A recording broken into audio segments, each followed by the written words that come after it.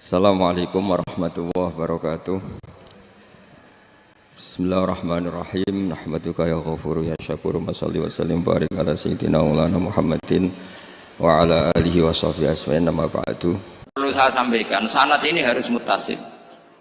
Sehingga kita tahu bahkan cara tidur Rasulullah itu miring kemana, ala jambil aiman, kemudian madhab kiblat. Sebelum tidur beliau wudu. Sebelum tidur lagi baca subhanallah 33 kali, alhamdulillah 33 kali, Allahu akbar 33 kali. Sebetulnya wiridan itu sanad paling kuat itu tentang mau tidur. Meskipun ada riwayat dibaca setelah apa? Sholat. Jadi makanya kita al-jam'u baina riwayaten, habis sholat ya baca itu, mau tidur ya baca itu. Nah, sebetulnya habis sholat sama mau tidur itu ngeri mau tidur. Karena ini kan pemanasan mati. Pelatihan mati, karena satu kondisi yang ada sudah tidak bisa ikhtiar. Tapi kayak apa Rasulullah? Justru kita kondisi yang nggak bisa ikhtiar itu pesannya Nabi apa? Kamu baca ini, in mutta kata Nabi, ada yang baca in mitta. Kalau mau berpikir potensi paling ngeri, bahaya paling ngeri adalah orang mau tidur, karena di situ kita tidak bisa apa-apa. Cara musamu mangkel beku ya karek nyembelih, cara bojomu mangkel beku ya karek ngobong kok ini TV ini. Anda usah merasa tidak akan mengalami itu, ya insya Allah enggak itu. Tapi dengan melihat di TV semua potensi itu ada. Untuk aku turun yang kendaraan tangis-tangisnya akhirat. Terus aku, Gusti kalau mau akhirat mau kecelakaan. Nah, justru mau tidur itu Nabi itu unik, kelihatan bahwa ada nubuah, ada kenabian yang luar biasa. Kalau mau tidur ada nubuah, ada kenabian yang luar biasa. Kalau mau tidur itu ada wiridannya. Saya termasuk orang yang fanatik baca wiridan sebelum tidur. Jadi jangan kira kalau Selasa sholat jarang wiridan, tidak punya wiridan di tempat lain, itu sangat suudzon yang menyakiti. Saya punya cara sendiri untuk ingat Allah itu, terutama mau tidur. Sampai istri saya itu protes. Gus nak bersolat tahu mau nyekel tasbih nabi tidur, saya punya tasbih lupa jumlahnya semuanya di kamar tidur. Ini sekaligus ijazah entah pamer kebaikan tidak tahu saya. Pokoknya sudahlah husnudzon saja. Suudzonu iblis. Karena mau tidur saya pikir kalau tahu-tahu saya bangun terus ketemu mungkar nakir terus kayak apa. Sehingga Rasulullah itu ngajari kita luar biasa. Bismika wa du'tu jambi wa bismika arfa'u. Kalau mau tidur doa apa populernya apa? Bismika Allahumma ahya bismika amut. Hafalnya gitu tok. Saya hafal banyak. Allahumma rabbas samawati sab'i wa rabbal arsyil azim rabbuna wa rabbu kulli syai' falikal habbi wan nawa. Allahumma antal awalu falaysa qablaka syai' wa antal akhiru falaysa ba'daka syai' wa antal dhahiru falaysa fawqaka syai' wa antal batinu falaysa dunaka. So, itu tak baca sampai tidur. Saking kadang takutnya sama Allah, akhirnya nggak bisa tidur.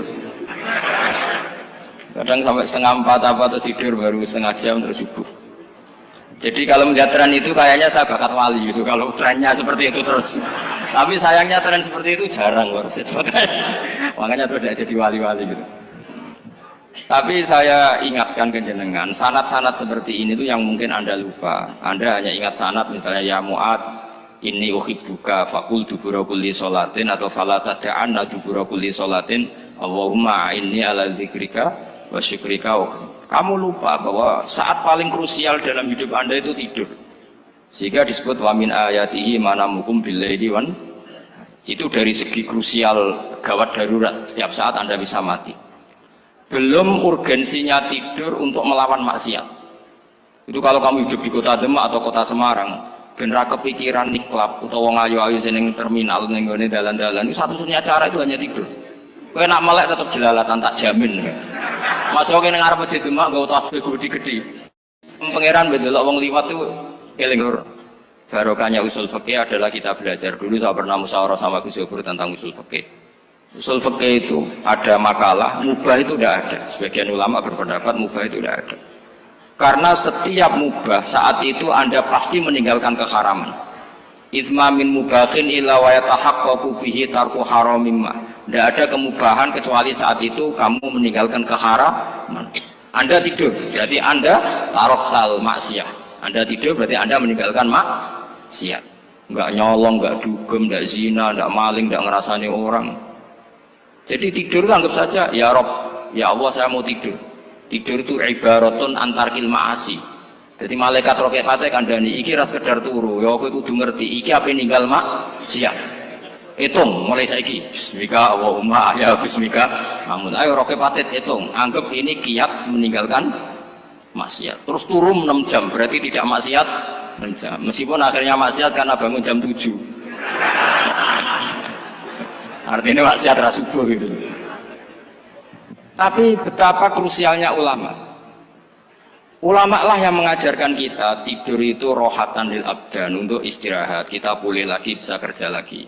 Pak Bupati bisa ngantor lagi, Pak Kapolsek, Kapolres bisa ngantor lagi.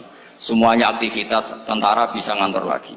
Memulihkan kekuatan itu ibadah. Meninggalkan maksiat karena tidur juga ibadah. Tidur saja ibadah. Ini barokatnya umatnya Rasulullah Shallallahu Alaihi Wasallam. Senyaman itu. Coba kalau kamu jadi umatnya Nabi lain, wah itu beratnya bukan main. Dan itu sesuatu yang dimintakan Allah, dimintakan Rasulullah kepada Allah, yaitu Rabbana wa la tuhammilna ma la taqata lana bih. Termasuk la tahmil alaina isron kama hamaltahu 'alal ladzina min qablina. Jangan bebankan ke umat kami sesuatu yang seperti engkau bebankan pada umat dulu. Umat dulu itu kalau mau tobat, kayak umatnya Nabi Musa pernah nyembah anak sapi, itu yang pernah nyembah tobatnya dibunuh. Liyaqtulal bari'u minkum al mujrima, yang terbebas dari menyembah anak sapi disuruh bunuh yang pernah menyembah anak sapi. Fatubu ila bari'ikum faqtulu anfusakum. Mau beratnya kayak apa? Kalau orang sekarang tobat cukup soal Pak Rosid salami tembak 100.000, dipandu caranya tobat diwari istighfar. Nomor itu penting, nomor loro seneng kiai, seneng aku maksudnya, maksud kalimatnya jelas. Itu sudah. Pokoknya jelas gak usah dibunuh, gak usah apa? Gak usah apa? Dibunuh. Sehingga tidurnya umatnya Rasulullah itu luar biasa, terutama tidurnya orang puasa. Tidurnya tasbih, tidurnya ulama juga tasbih. Karena dengan tidur itu kita tahu alamat kematian. Di mana kita masih di dunia saja punya kondisi di mana kita tidak bisa menentukan diri kita sendiri. Dan itu awal dari kita mengimani la haula wala quwata illa billah. Segagai koyok ngono ternyata ada kondisi di mana kita tidak bisa mengendalikan diri kita sendiri. Makanya disebut wa min ayatihi manamukum billaili wan nahar. Yang bisa menganalisis itu siapa? Ya ulama. Ulama kok tahu karena punya sanad musalsal ila Rasulillah sallallahu alaihi wasallam. Sehingga uniknya kenapa tidur itu sakral? Coba semua nabi di antara wahyunya itu lewat apa? Semua nabi di antara wahyunya lewat apa? Tidur, lewat mimpi. Inni ara fil manami anni atfahuka fanzur madza tar. Maka mimpi ini harus dikelola secara baik. Yaitu kalau kamu mau tidur, wudu dulu, baca tasbih, terus tinggalkan semua dunia, anggap saja ini pemanasan kematian. Itu insya Allah mimpinya sip pokoknya. Paling dikejar-kejar dajjal, dajjalnya kecemplung kali, insya Allah. Tapi kalau kamu tidur gak wudu, raiso turu terus raiso turu mangan seku, raiso turu terus raiso turu mangan sek ben warak ben iso turu. Insya Allah dikejar dajjal kecekel. Akhirnya ngelindur gak karu-karuan karena tadi. Nah, sanad seperti itu yang punya siapa? Hanya ulama. Ada lagi satu contoh, ini sudah hampir 20 menit Pak. Itu saya pernah ngaji Durarul Kalami Syafi'i, mutiara-mutiara ngendikan Imam Syafi'i. Itu ulama itu mesti ngendikan itu unik. Tadi saya sudah cocokkan sama Bupati, tak tanya, Pak Bupati saya ini punya ilmu dari Bapak, mungkin pas untuk jenengan pakai. Kata Bapak, urip iku padha wae, ngadepi kanca mek musuh iku padha wae, malah kadang ribet kanca. Dulu saya itu iskal itu janggal. Tapi setelah ngaji Durarul Kalami Syafi'i yang ada di Muqaddimah kitab Majmu', Muqaddimah Syarhul Muhadzab Imam Nawawi, Imam Syafi'i ngendikan gini, man ahsana ilaika faqad qayyadaka. Wong ngapiki kowe nyancang kowe. Pak Ros itu apian bae kok. Kene sareng sowan mampir, gayane apian, jebule nyancang. Awas nek teko ning Demak. Itu faqad qayyadaka, nyancang kowe. Tapi waman asaa ilaika faqad atlaqaka. Wong sing eleki kowe iku penak bebasno kowe. Kowe tau diutangi wong kancamu ta musuhmu? Sing biasa utang kowe lho. Kanca. Kowe numpak mobil ketemu musuh enak ra usah nawani, nek ketemu kanca monggo bareng. Sing ngel-ngelo kowe kanca atau musuh? Artinya gini, kanca ya barokah, nggo perjuangan, musuh ya barokah mergo ora tau utang. Jadi segampang itu ulama melihat kehidupan itu. Man ahsana ilaika faqad qayyadaka wa man asaa ilaika faqad atlaqaka. Jadi akhirnya kita hidup itu berkah terus. Di konco ya enak kata Solo, di konco Gus Zofur, nak kalau buatan sakit fikih musyawarah, ora iso tasawuf musyawarah. Di konco Pak Rosid, konco rai sederhana. Pokoknya duit. Tadi kurang contoh. Kalau rai Arab kan nggak sederhana, Pak. Wajahnya mewah terus. Ekonominya juga sederhana. Saya sama Rosid sama-sama gak kaya. Jadi ada yang contohkan kan Gus Zofur sama Gus Baknya ngebis. Memang saya sering sama Gus Zofur ngebis sampai sekarang masih sering. Bukan karena miskin yang jelas itu pilihan itu. Jadi ulama itu segampang itu melihat kehidupan. Saya termasuk kiai muda yang nggak takut mati, bukan karena yakin di surga gitu, karena saya sering baca berdoa. Allahumma ya Allah, kata Rasulullah, kamu harus berdoa ya Allah, ij'alil hayata ziyadatan li fi kulli khairin wal mauta rohatan li min kulli syarrin. Mungkin sekarang kita ada zina, mungkin sekarang kita ada korupsi, mungkin sekarang kita ada maling, tapi potensi itu tetap ada. Yang bisa ngakhiri itu apa? Kematian. Maka anggap saja kematian itu rohatan li min kulli syarrin, semua mengakhiri semua keburukan. Kayak apa Rasulullah memandang kehidupan? Kalau kamu masih hidup, anggap saja ziyadatan li fi kulli khairin. Saya gara-gara hidup saudaranya kersane Pak Rosid ngaji di sini. Ikhlas Pak Rosid itu sangat ikhlas. Saudaranya senior kula dipaksa nggih gelem, diintimidasi nggih gelem. Wah itu barokah. Nanti setelah saya mau mati, karena saya juga akan ridho-ridho saja. Ya Allah, ini akhir dari segala potensi keburukan saya. Sehingga kiai NU, kiai alim, ada bajingan, tukang ngemel wong kok mati. Saya gitu Pak, niki saya gitu. Tanggane orang sing gelem muni saya. Kiai ini maksud, ayo Pak muni saya Pak. Buatan saya ini tempulan, dia saya pun mati, pun buatan sakit nakal nih. Ya jenenge rohatan li min kulli syarrin. Kalau mayit ya rohatan lahu min kulli syarrin. Kayak apa sanad kita ke Rasulullah, kabeh itu dimana jadi ibadah. Al hayat ziyadah fi kulli khairin, al maut rohatan min kulli syarrin. Kenal Pak Rosid ya ibadah, apalagi kenal Gus Zofur ibadah, kenal Bupati ibadah, konco perjuangan. Kok kenal preman ya ibadah, konco latihan dakwah, anggapnya latihan ngelola rehab. Kenal polisi ibadah, jaga stabilitas nasional, kenal ABRI ibadah, jaga NKRI. Kenal orang nakal ibadah, dianggap pembina. Semua itu ibadah. Kayak apa ajaran agama ini? Semuanya baik-baik saja, tergantung niat. Tapi sanad ini siapa yang punya? Hanya ulama. Nah ulama itu siapa? Ya orang yang kamu ketemu. Dalam konteks ini Mbah Mun ngajari kita macam-macam. Mbah Mun ketemu orang siapa saja hormat. Saya kemarin bikin makalah untuk beliau, termasuk saya cerita dari riwayat Rasul akli ba'dal iman billah at-tawaddud ilan nas wastina'ul ma'ruf ila kulli barrin wa fajirin. Inti iman setelah akal menentukan kita iman kepada Allah, akal setelah mengantarkan logika iman kepada Allah, akal itu kita gunakan at-tawaddud ilan nas supaya kita bersikap simpatik dan melakukan kebaikan kepada siapa saja. Karena barokahnya kita simpatik, nak ngandani wong nggih gampang. Misalnya kita di kiai ali mau sundul langit terus sampean mbek tonggo modit, ketemu wong perengut, sing ape ngandel iku sapa? Sementara sing preman, ayo ngopi nggonku sik tenang ae. Sing kiai ini orang begawean ngene kopi kowe. Akhirnya sing preman sakhok di pengaruh, sing kiai ini bakhil gak duwe pengaruh. Itu tidak boleh kejadian seperti itu. Makanya ada riwayat wastina'ul ma'ruf ila kulli barrin wa fajirin. Terus kula suwun sanad-sanad seperti itu tidak boleh hilang. Saya itu kitabnya Mbah Mun Al-Ulama Al-Mujaddid itu setengah hafal, sampai sekarang masih tak baca. Kalau mau tidur tak baca, bahkan di tas saya itu ada terus. Ya karena kalau saya di Jogja kangen Mbah Mun baca itu, ketika beliau masih sugeng, apalagi sekarang. Karena jangan sampai saya ini punya fatwa yang mukhalif terhadap fatwanya Mbah Mun. Ini terutama warning sama santri sarang, nggak boleh. Terakhir itu Mbah Mun punya kecenderungan, punya pikiran kayak Yusuf Qaradawi. Ya potensi wajibnya zakat khodrowat fawakih.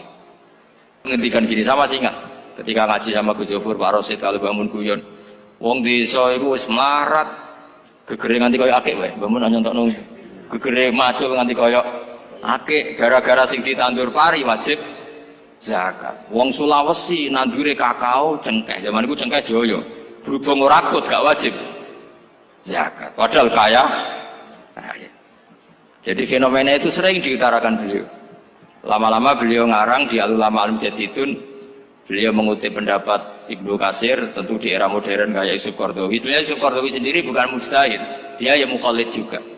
Kata Ibnu Katsir, Wa mimma akhrajna lakum minal ard. Yang harus dizakati adalah ma itu umum, apa saja yang keluar dari bumi.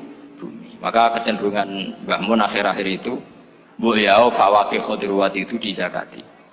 Tapi beliau tentu tidak ilzam ya, karena beliau sangat syafi'i. Tapi ini kan saran yang baik lah menurut saya. Apa susah sih jadi wong lomo gitu. Wong dadi wong medhit kok bilo-bilo. Lah nek kowe takok takbire ndi Gus? Nek khudrawat fawaqih, melon, kakao, tebu wajib zakat. Takbire iku lomo iku apik, medhit iku elek. Ngoten mawon.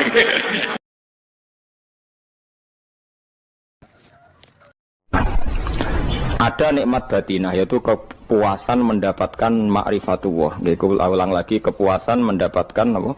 Ma'rifatullah. Itu nikmat batin. Baik yang terkait Allah maupun terkait logika-logika tasawuf. Terkait Allah misalnya gini, misalnya kulo mikirnya. Kulo nu bolak-balik matur niki, berkali-kali di tempat ngaji ini. Kimki jenane eling, mboten gadah masalah ingatan ini eling-eling. Eling-eling tenan. Wong nak soleh, ya soleh, soleh. Cek soleh mulai cilik, cek soleh dadakan terus husnul khotimah. Pokoknya napa? Soleh. Niku nak mati, niku bumi ku nangis. Nangise bumi ku kekurangan utawi kalong wong sing sujud ning ndekne. Ya Allah Gusti, biasanya wonten tiyang niku sujud teng nggen kula, dia berperilaku baik teng nggen kula, sakniki tiyang niku pun jenengan ambil, nangis bumi. Saniki sing urip arek bedua-bedua, damel narkoba, damel ngefly, damel macam-macam lah. Itu nangis bumi. Langit semeneng. Gusti matur nuwun Gusti, orang itu saya tunggu lama, sekarang sudah engkau angkat ke tempat kami. Maksudnya diangkat teng langit. Sing bumi nangis, sing langit apa? Seneng. Nah kemudian kita berpikir begini, bumi kok iso nangis ku piye? Nah itu terserah sampean apa termasuk ulama zahir apa termasuk ulama batin.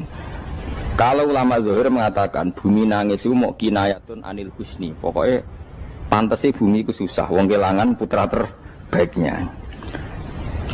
Tapi nak cara ulama-ulama hakikat yang mengenali sekali betapa kudrohnya Allah, betapa kudrohnya Allah itu tidak terbatas.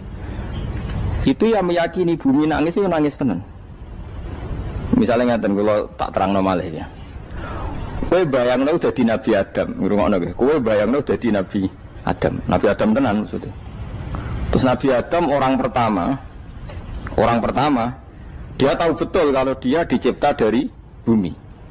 Dan dia pula tahu betul, beliau tahu kalau dia bisa ngomong, bisa mikir, bisa macam-macam. Terus indukannya beliau itu bumi. Mesti pikiran Nabi Adam, jangan-jangan bumi ini juga bisa berpikir kayak saya. Ini kan materi saya, karena saya dari bumi ini bisa ngomong, bisa melihat macam-macam. Terus bedanya apa manusia mbek napa? Umpama kowe dadi nabi napa? Adam. Orang yang dekat sekali, qoribu ahdin, dekat sekali dengan kesaksian kudroh Allah. Gini ku dekne roh nak materine kok bumi, dan dia orang pertama yang urung lali kamane. Tapi ketika sudah ribuan orang, mungkin jutaan orang lali, seakan-akan bumi itu tidak jenis dari kita. Bumi adalah hal yang berbeda dengan kita. Kita manusia berakal, bumi itu benda mati. Terus kowe katut wong goblok-goblok, bumi itu benda mati. Sajane ya rada kriminal wong Islam muni bumi itu benda mati. Enggak bisa berpikir, yang bisa berpikir hanya manusia. Itu kengawuran-kengawuran yang kita ciptakan sendiri, kita wariskan turun-temurun. Umpama kowe iku dadi ulama, ngomong ngono iku isin. Bumi kok nyekseni kowe sujud, banyu nyekseni mbok pangan, mbok ombe kanggo sujud. Semua itu bersaksi tentang kita. Ya, lah nek sampean tanglet kula, cara melogika gimana? Begini, tak wari cara gampang-gampangan ya. Tawarai tauhid sing kasyaf. Tauhid ini yang dawuh Sayyidina Ali lau kusifal khoto umastatu yakinan. Umpama somben tutup-tutup iku dibuka, akulah imanku ora tambah mbek pangeran. Karena tren dunia dan akhirat sama. Zaman yang dunia ya Allah ala kulli saing kodin, kok zaman yang akhirat ya Allah ala kulli saing. Cara Sayyidina Ali, somben aku matilah imanku ora tambah meskipun aku ora swarga neraka. Lah kena napa? Darah padha wae, ning dunia ya pertunjukan kudratullah, ning akhirat ya pertunjukan kudratullah. Jadi pikirannya Sayyidina Ali seperti itu. Saya kan lahir misalnya tahun 1970. Berarti mulai Nabi Adam itu saya kan nggak ada. Ngerti-ngerti ada. Saya mengira waktu zaman tidak ada itu panjang apa cepat? Cepat, karena kita tidak melalui itu. Ujuk-ujuk wujud. Kadang kalau mati ya wedi kan. Mau mati jebule kiamat 1 juta tahun kasih opo nang kuburan. Masuk di Khalillah itu. Makanya aku ya ora roh, tak tinggal turu sakmono kan yo nglilir. Nang nglilir terus nang ndi. Apa mlaku-mlaku nang donya, apa piye kok. Nak turu ya kok ngani ngoyo turu kok. Ribuan tahun lintas. Terus ya apa jajal? Sampeyan tak takoki, misale sampeyan ning kuburan iku apa? Apa ngadepi muka nakil tukaran terus itu keselen tukaran kok nopo ratusan ribu mungkin. Nah terus kita dilatih. Kata Sayyidina Ali gampang latihan seperti kata Sayyidina Ali apa gampang udah jadi wong alim. Pada akhirnya kita ini aku zaman urip yo ora roh karepe, ngerti-ngerti urip, mati yo ora roh karepe. Pas mati sampean petangin dah yo ora roh karepe. Pokoke wa matar sauna illa ya Allah. Makanya masyhur itu dia ketemu orang ateis. Dia orang ateis itu anti Tuhan, anti Tuhan maunya. Dia ditanya, lalu kamu hidup itu karena siapa? Ya gak tahu hidup. Lalu kamu mati yang menentukan siapa? Ya gak tahu, kalau tahu mati. Ya berarti Anda gak bisa menentukan diri kamu sendiri. Akhirnya dia taslim, ya ada yang menentukan. Lah ya ada yang menentukan itu dalam Islam disebut apa? Allah, disebut kalimatu haqqin alaiha nahya wa alaiha namut. Jadi kalau maknani itu kalimat yang benar-benar nyata, yang karena kalimat itu pula kita mendapat kehidupan, yang karena kalimat itu pula kita mati, yang karena kalimat itu pula kita akan bangkit lagi. Itu yang makna hakikat. Tapi kalau makna syariat gak begitu. Kalau makna syariat begini, dan ini benar juga.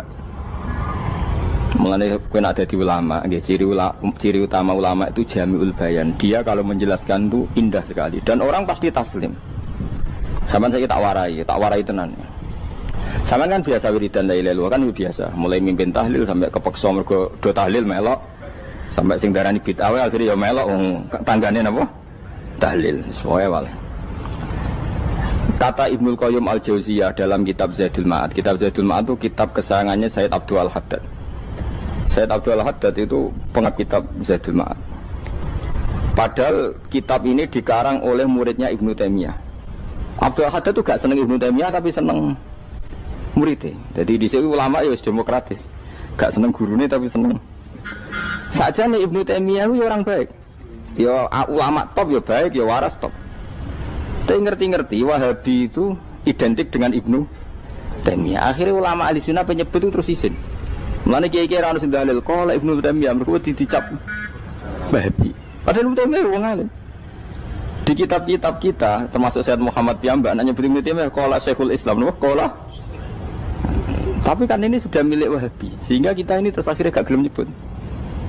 Ya jadi kitab koyo dalil fastabiqul khairat iki apa par iki dadi dalil yo dhewe-dhewe. Wah parah tenan wong-wong.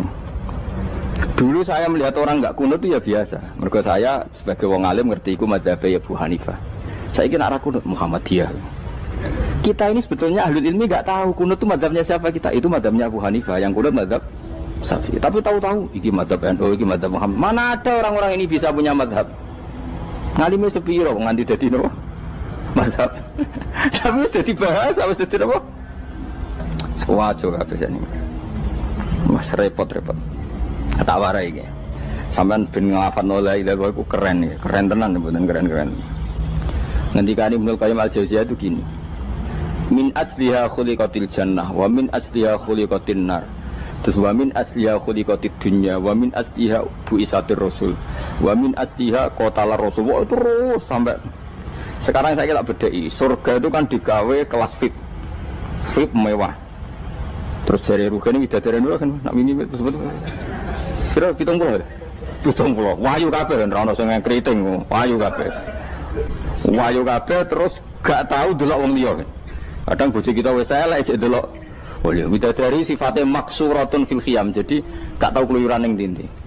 Wayu kabeh. Lek surga yang semewah itu selek itu ya bagi mereka sing nglafatno atau yang menerima la ilaha illallah. Neraka sekarang dibikin dalam itu. Jari Abu Hurairah neraka itu tes-tesane benda kamu jatuhkan ke neraka itu untuk sampai ke bawah itu nunggu 70 tahun. kila 70.000 tahun. Dikena HP mu mbok ceblok nang neraka iku cebloke ngenteni 70 tahun. Betapa dalamnya, ngentekno bego piro ya bayang misalnya. Oh itu kontraktor mana saja tidak sanggup itu disuruh ngeduk kedalaman neraka. Iku ya mau kanggo wong sing menolak la ilaha illallah. Jadi kalimat ini luar biasa. Swarga digawe bagi yang nerima, neraka digawe ya untuk yang menolak. Iku kalimat sing kok nak tahlilan turu iku lho. Iku kalimat sing nggo alasan Allah gawe swarga. Terus kalimat sing suwe-suwe sing lafadzno diarani bid'ah iku. Itu kalimat sesakral ini nasibnya akhir zaman itu entek. Gara-gara dilafadzno tahlilan tersangka jadi apa? Bid'ah. Dulu kalimat yang dipuja-puja penyebab surga dan neraka. Saiki kalimat itu tersangka. Mau perkara napa? Bid'ah. Wis aja melok-melok, kowe debat ya ora iso makili aku sebarno iso. Engko kowe terusno dalan tok. Dah. Berarti la ilaha illallah itu kalimat yang surga dibikin karena itu, neraka dibikin ya karena itu. Kemudian Allah punya sunnah, lalu butuh pelatihan. Dikasihlah Allah gawe bumi. Piye manusia butuh latihan, dibikinlah bumi. Dan ini latihan ikrar la ilaha illallah dengan sadar, dibikinlah bumi, liyabluwakum terus dites. Wes digawe bumi, ono makanan, ono minuman, ono wong wayah, ono pegatan macam-macam, ono diutang wis mbulet macam-macam. Gue ngetes, eling la ilaha apa eling utangi, eling la ilaha apa eling kasusé, pokoknya dites. Karena nggak fair kalau Allah bikin itu kemudian nggak dites, dibikinlah darul imtihan. Dunia itu bahasa Arabnya darul imtihan, tempat tes-tesan. Imtihan mana apa? Tes, liyabluwakum, diuji. Wes diuji kita hidup. Artinya kita dihidupkannya pun oleh Allah demi tes-tesan la ilaha, itu disebut kalimatu haqqin alaiha. Nah ya sebenarnya kita hidup pun ini untuk dites. Pada akhirnya la ilaha illallah apa enggak? Paham ya? Terus dites. Allah itu juga secara hukum itu kan enggak fair, dites kok enggak punya pemandu. Dibikinlah rusul, diutuslah para rusul untuk pemandu. Tes itu kan butuh seru. Mak pemandu tok ora ono musuhe kan enggak seru. Dibikinlah setan. Saat ini sebagian kita sudah setan tapi ini ben seru. Lho ndak setan kan minal jinnati wan nas, rumangsamu setan sopo. Baik setan minal jinnati wan nas. Jadi kena muni auzubillahi minasyaitonir rajim, terjemahane berlindung Allah dari saya sendiri ya Allah itu.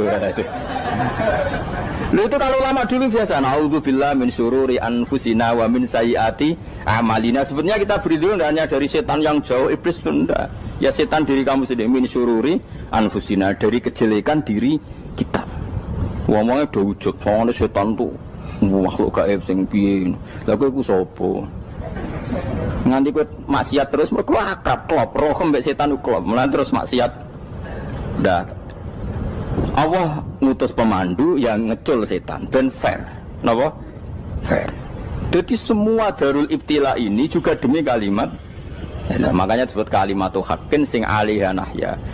Kita hidup ya demi mendapatkan kalimat itu. Kita mati nanti ya demi kalimat itu, artinya mati ke neraka ya karena kalimat itu kita menolak atau mengabaikan. Masuk surga ya karena kalimat itu kita hormat, kita benar dalam memperlakukan kalimat itu. Berarti alaiha nahya wa alaiha nam. Terus wa alaiha nub'as karuan, kalau kamu termasuk minal aminin ya nub'as minas solihin, kalau minal kafirin ya nub'as minaz zalimin. Tapi semua desain dunia ini hanya demi kalimat la ilaha illallah Muhammadur Rasulullah.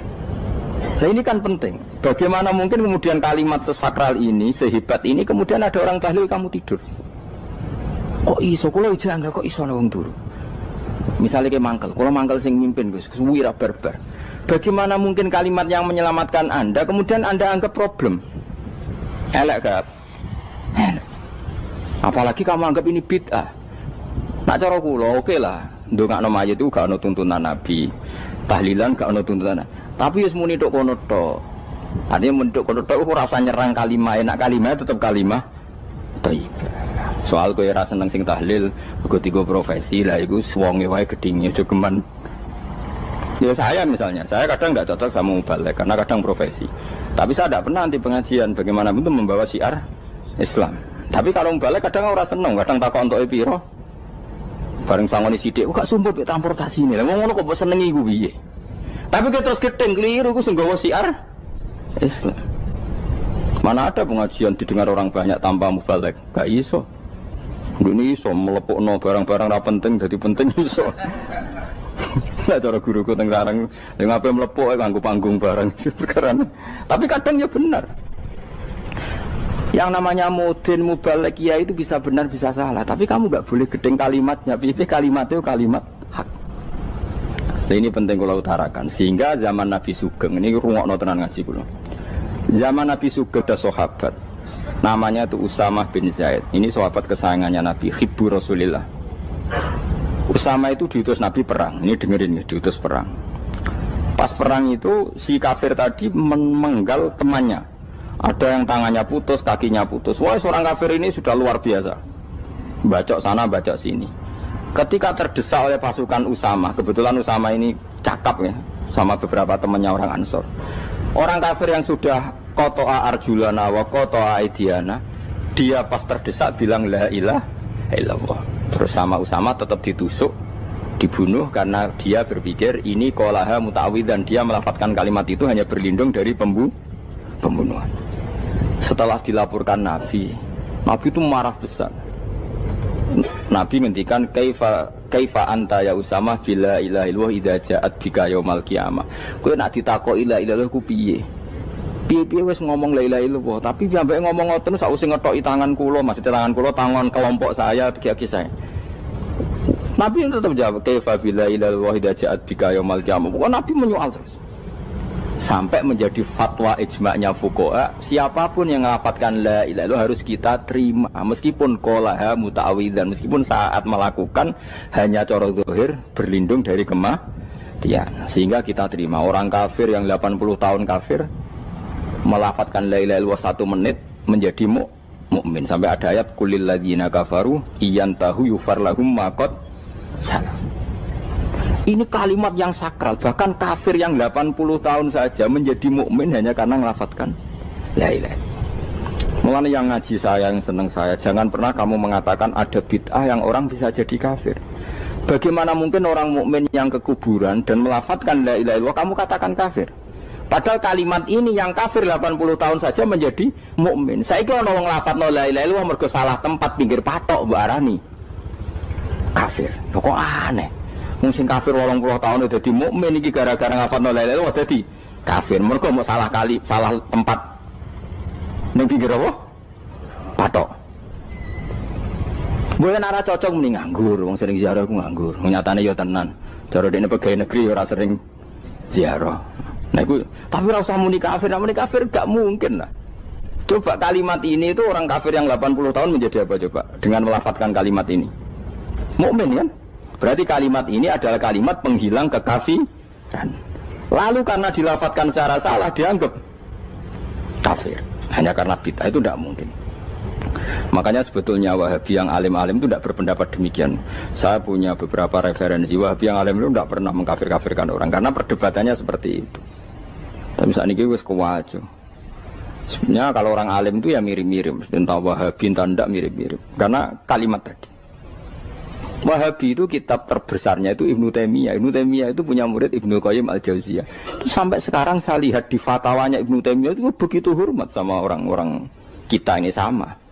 Tapi tahu-tahu lewat penyaduran sana sini terus menjadi kacau. Jadi kalau balik ini malah sampai nak kepengen dua nikmat batinah seperti tadi yang saya utarakan. Swarga dicipta sedemikian mewah ya demi yang menerima la ilaha illallah. Terus neraka dibikin se ekstrim itu juga bagi yang nolak. Kemudian dibikin daru pelatihan yaitu dunia ya karena kalimat berarti kalimat itu luar biasa. Wa biha qamatis samawati wal ardu. Kalimat ini pulang menjadikan langit bumi berdiri. Lalu sekarang kita bisa ngomong, bisa berpikir, bisa ngadekno BPKB macam-macam. Itu karena kita sendiri apa karena kudratullah? Saya tanya. Karena kudratullah. Kalau karena kudratullah, apa susahnya Allah bikin kemampuan tanah ini nangis, tanah ini susah. Wong podo-podo kowe iso nangis, iso mikir ya mergo kudratullah, ndak karena kamu. Harusnya ya sama, bumi-bumi ini bisa menangis juga karena kudratullah. Makanya bumi ini menangis ketika enggak ada orang yang sujud. Iku ya mungkin. Wong zaman kowe iso nangis ya krana kudratullah, mestine bumi yang kamu katakan benda mati, hakikatnya dengan kudratullah juga sama dengan kita.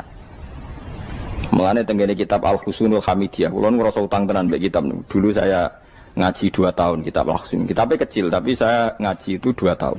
Berkali-kali saya ulang. Itu beliau cerita gini. Dia yang ngarang itu orang alim, kebetulan dia orang India. Memang kelebihannya kitab dikarang orang Arab itu luweh bulet. Wong Arab kan semuanya Islam, karangannya itu standar. Ini dikarang orang India. Di Tonggo Blodor, di masjidnya, dikarang ulama yang masyarakatnya itu udah karu-karuan. Beliau cerita itu gini. Manusia itu punya satu kebodohan, di mana kebodohan itu disebabkan oleh Robtul Asbab Al-Adiyah, mengkaitkan sebab sing biasa-biasa. Misalnya gini, sama saya kita omongi, misalnya ada orang bilang gini, batu ini nanti itu menjadi ayam. Orang bilang mukhal apa enggak? Enggak, jawab saja. Mukhal. Kenapa bilang mukhal? Karena dikira enggak bisa kan? Enggak, jawab saja. Jawab satu-satu. Batu ini menjadi ayam. Kamu jawab mukhal. Alasannya apa? Alasannya enggak mungkin terjadi, apa kamu enggak bisa? Sebetulnya karena kamu udah bisa. Udah. Lau ukhbiro dzakar rajul. Andai kan orang itu kamu kasih tahu, klungsu ini biji asem itu, biji pohon asem itu. Nanti yang kecil ini suatu saat besar. Setelah besar buahnya banyak, tambah besar. Terus orang bilang mungkin. Ketika bilang mungkin itu karena dia bisa, apa hanya karena menyaksikan berkali-kali ada kejadian nak kelungsu ditandur, iku iso dadi gede. Coba sama jawab. Karena dia bisa, apa karena hanya menyaksikan itu sering terjadi? Hanya misalnya. Artinya zaman dia mengatakan mungkin, itu pun tidak memberi kontribusi ikut buat. Iya enggak? Tetap bergantung kudrahnya Allah. Dia hanya bilang mungkin karena sering melihat. Sebenarnya dia enggak sama sekali memberi kontribusi. Lah ya darani mungkin ya ora urun. Paham ya? Lalu kenapa dia kecangkeman terus muni wong wis mati dadi lemah gak mungkin dadi manusa meneh. Lho zaman dadi manusa sing wis ngene iki kok mani dene lara melok gawe. Terus muni mungkin mergo sering terjadi, sering bersaksi. Berarti sebetulnya manusia itu pakai ukuran dia mampu tidak mampu apa pakai ukuran bersaksi melihat. Bersaksi. Nah ini kan problem, kita sebagai manusia itu problem. Mulanya disebut wa kanal insanu zaluman jauh lah, wis goblok aja. Mereka manusia itu nak wis goblok aja. Makanya saya kemarin diminta ngisi di pondok kajen. Kalau sampean berdebat sama orang ateis atau orang komunis itu gampang saja. Dilatih begini seperti teorinya Quran. Ya nanti saya teruskan, ini tak ulang lagi ya. Saya ulang lagi ya. Andai kan nggak pernah terjadi telur itu jadi ayam, nggak pernah terjadi sama sekali. Telur itu jadi ayam. Terus kamu mengasih tahu orang tadi, telur ini loh nanti jadi hewan yang hidup terus terbang. Mesti dia bilang mukhal, mau benda mati kok nanti jadi benda hidup yang terbang ngalor ngidul. Berhubung sering terjadi dan dia pun tidak ikut bikin, bilang mungkin. Paham? Saya ulang lagi ya. Berarti dia bilang mungkin karena sering apa? Terjadi dan dia lihat. Andai kan pertama kali gak ada telur sama sekali yang jadi ayam, terus pengalaman pertama di dunia belum pernah terjadi. Kamu kasih tahu telur ini nanti jadi ayam terus terbang. Orang ini bilang mukhal enggak? Mukhal. Berhubung sering terjadi bilang enggak? Nah berarti kita nanti bangkit dari kubur gampang saja bagi Allah. Cuma belum pernah terjadi kamu mengatakan mukhal. Nah makanya otak kita harus dibenahi. Makanya jogeman percaya ambek yang pernah kita lihat, yang sering kita lihat. Percayalah dengan akal, tapi akal waras tuh. Arah waras itu serempet tatanannya wangil. Makanya Islam itu melatih. Kul falillahil hujjatul baligha.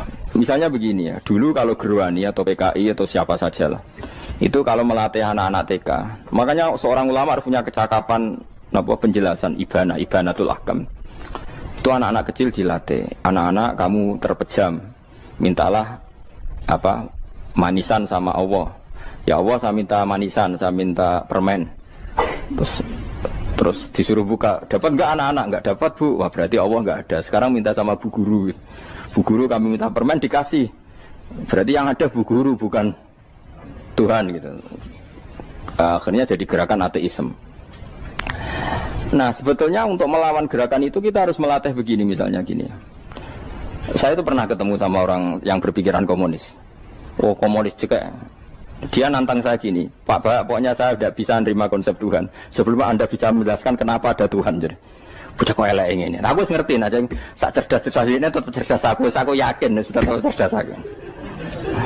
Rasanya selain raine serama meyakinkan, tapi pikir tetap cerdas. Kulo itu kan wong Quran gitu, artinya punya pikiran panjang.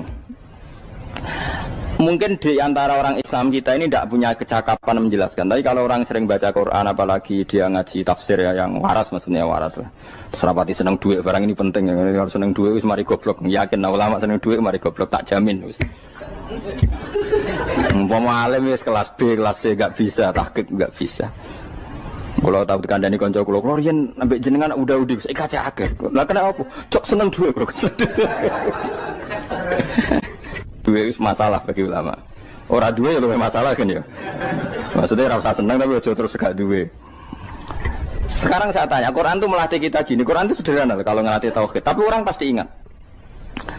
Kata Allah gini, nggak apa-apa, saya tidak Tuhan, nggak apa-apa. Kamu yang Tuhan. Tapi buktikan kalau kamu Tuhan. Caranya gini. Am khalaqus samawati wal ardi. Ya nggak apa-apa, kamu yang Tuhan nggak apa-apa. Tapi buktikan kalau kamu menciptakan langit, bumi.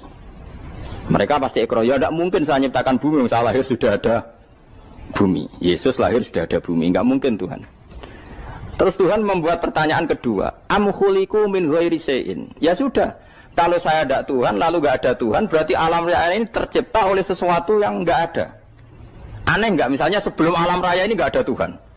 Berarti sebelum alam raya ini kan adanya nihilisme, sesuatu yang nggak ada. Kemudian sesuatu yang nggak ada menjadi penyebab sesuatu yang ada. Aneh nggak? Menurut aneh, sesuatu yang nggak ada itu mestinya kan nggak bisa ngelabeti, nggak bisa berfungsi, nggak bisa ada gunanya. Oh jenenge raono itu ya marai popo, mau raono kok jadi sebab.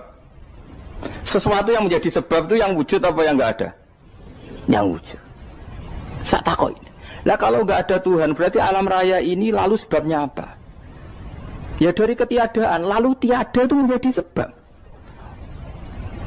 Yang tiada kok jadi sebab itu tekem gitu. Mikir, di mana-mana yang sebab itu harus barang yang wujud, nggak boleh tiada kok jadi sebab. Ini kan jadi aneh, sesuatu yang tiada menyebabkan sesuatu yang ada.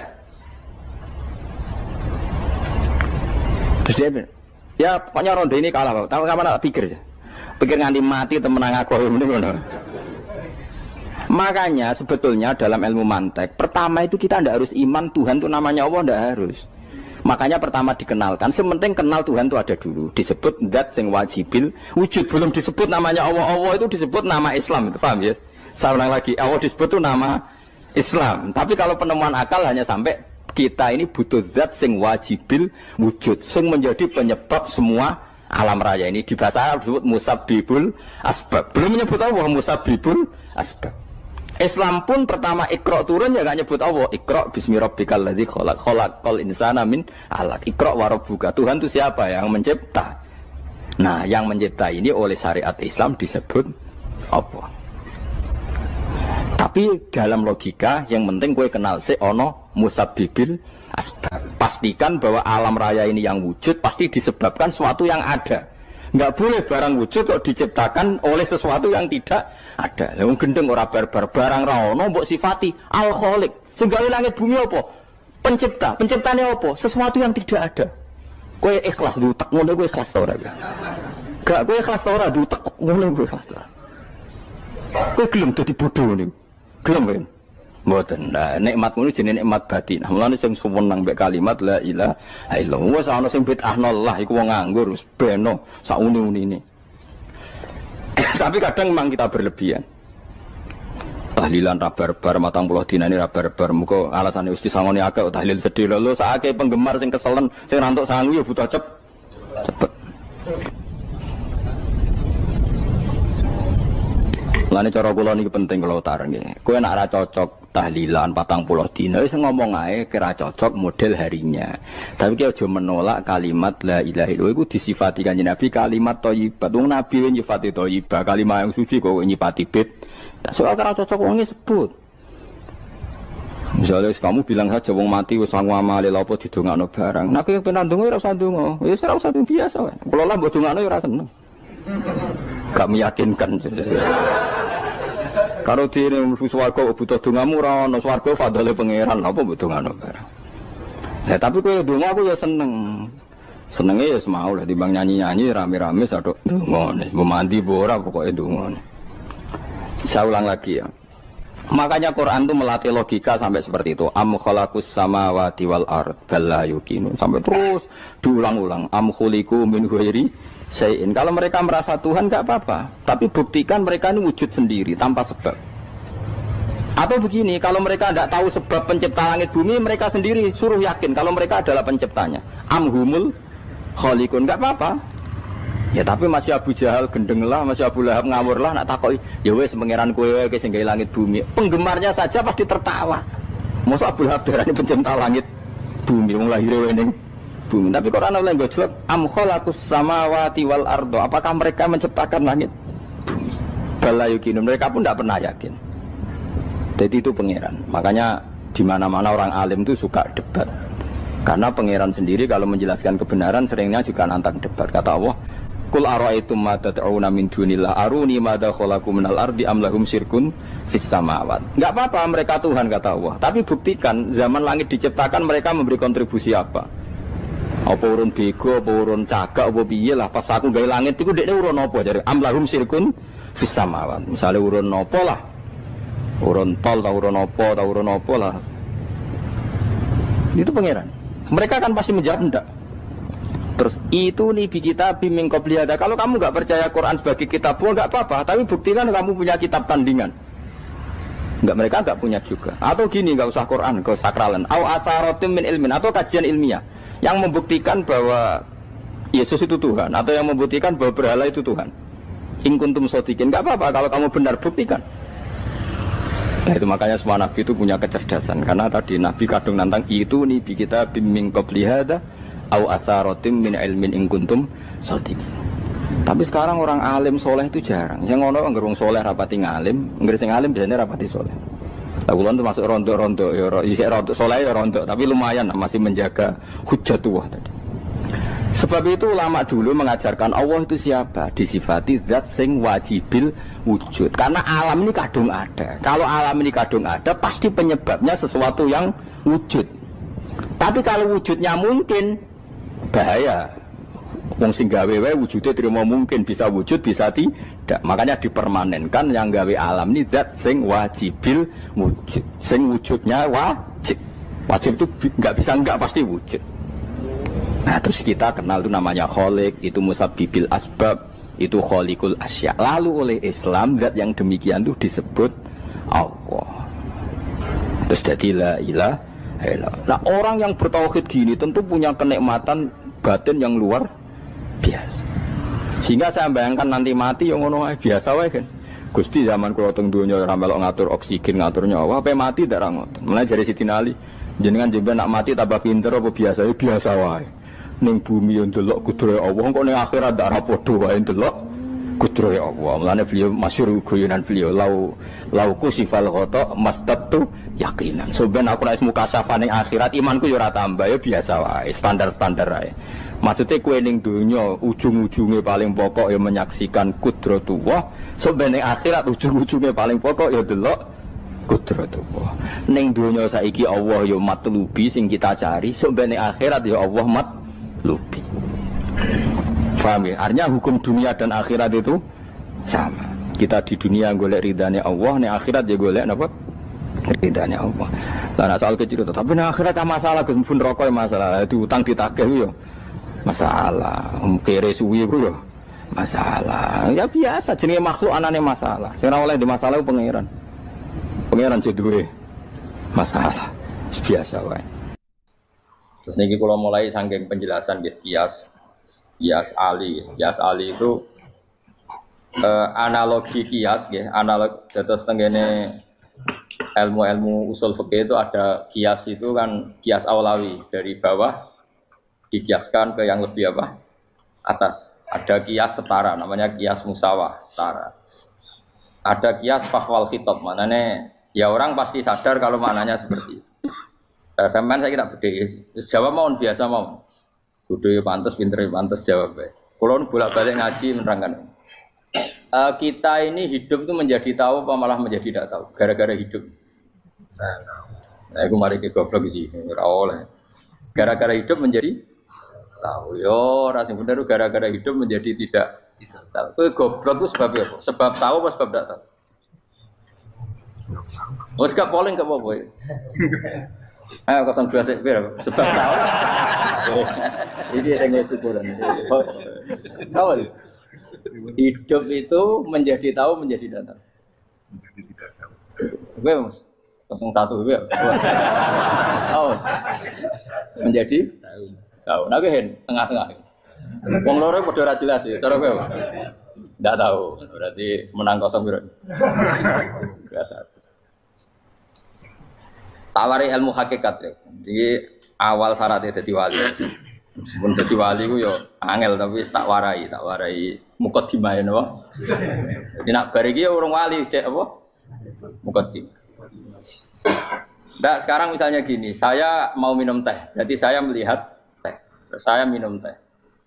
Karena saya fokus minum teh terus anak saya main di sekeliling saya, anak saya kecil misalnya. Terus jatuh. Saya ini dianggap bodoh kan? Bodoh kan? Gara-gara mau minum teh fokus saja membiarkan anak jatuh. Yang andai kan saya tidak fokus minum teh, mungkin anak saya terkontrol. Terus ngerti ada cilik kan potensi apa? Begitu juga dunia. Gara-gara kita delok babunan ayu-ayu, delok gemerlapi dunia politik, delok hal-hal yang enggak penting, akhirnya melupakan hal yang penting. Sekarang misalnya Allah itu Ar-Razzaq, pemberi rizki, Allah itu Al-Mudabbir sing ngatur dunia. Gara-gara Fauzi terus meyakini satu makhluk apa yang nyelametno Indonesia. Ini kan dari iman kepada Allah menjadi iman kepada itu tidak boleh sih. Iman ya be pangeran. Jadi dunia itu biasa wae. Oh, nomor itu kok iso nentokno. Cuma ya tetap berorganisasi secara duniawi, tapi tetap sih menentukan. Iki rungono tenan awas. Nah karena kita hidup maka menjadi tidak tahu. Kita tahu itu menjadi tidak tahu. Surgono sehingga nanti tak terangkan sekian dalil dari Quran dan hadis. Gara-gara saya fokus minum teh, terlena mau ngopi, wah sena isu-isu ngopi. Gara-gara terlena itu anak saya jatuh, menjadi tidak tahu. Begitu juga dunia. Makanya Allah sering memberi nasihat, fala taghurrannakumul hayatud. Kamu jangan tertipu oleh kehidupan dunia. Ibaratnya Allah menimpi direm, dat paling penting, paling pokok. Tapi kamu abaikan. Kamu bilang jabatan penting, teman penting, mitra pejabat penting, komunitas penting. Kamu sampai lupa bilang nah Allah itu lebih penting. Nah, ini sudah mulai kena hijab. Nah orang yang kena hijab ini nanti tidak bisa masuk surga karena Allah duka dengan duka marah besar. Allah ngendikan kalla innahum ar-rabbihim yauma idzil lamahjubun. Orang-orang ini nanti ketika di akhirat terhijab dari saya. Karena zaman yang dunia ora tau roh aku. Kenapa kok terhijab? Justru karena ada yang diketahui. Justru ada yang diketahui. Contoh paling mudah itu copet. Copet atau lonte atau koruptor atau apa saja. Misalnya nyuwun sewu orang jadi copet itu kan umur 17. Atau misalnya jadi pekerja seks nakal itu kan umur 17 atau 18. Hanya karena pernah mendapat rezeki dari judi misalnya atau dari transaksi yang haram. Terus dia bilang gini, aku nak jadi copet mangan kopo. Aku nak judi mangan kopo. Aku nak gak jadi wong nakal mangan kopo. Padahal dia 17 tahun nyatanya bisa makan, birizkillah apa? Tapi pernah merasakan 1-2 bulan dari rezeki haram, dia menvonis seakan-akan tidak bisa makan kecuali dari rezeki haram. Ya itu tadi gara-gara tahu nikmatnya uang yang sepintas lewat haram, nyopet atau korupsi, terus menafikan nikmat-nikmatnya. Jadi dari tahu nikmatnya nyolong atau korupsi menjadi tidak. Makanya kalau dalam ilmu tasawuf itu gini fatwalian, manusia sekarang itu tidur, kalau mati baru bangun. Jadi cara ilmu tasawuf itu anna sunyamun wa idza matu intahu. Mungkin ada yang hafal tapi ra paham. Jadi rata terang. Annasu niyamun wa idza matu intahu. Manusa kabeh sak donya iku turu. Nek mati lagi tangi. Mergo kena wis mati iku lagi roh. Jebule sing hak tenan iku sujud ning pangeran. Sing hak tenan iku subhanallah walhamdulillah. Sing hak tenan iku muni Allahu akbar. Kae zaman ning donya dintekno kowe ngomong, "Nu Amerika super power." Kenal presiden penting, kenal menteri penting, kenal kiai gede penting. Iku mbok entekno. Barang-barang sing cara akhirat gak mendesak mbok entek. Wong nak ramangan mati, nak ra duwe gaji sumpek, nak pensiun sumpek.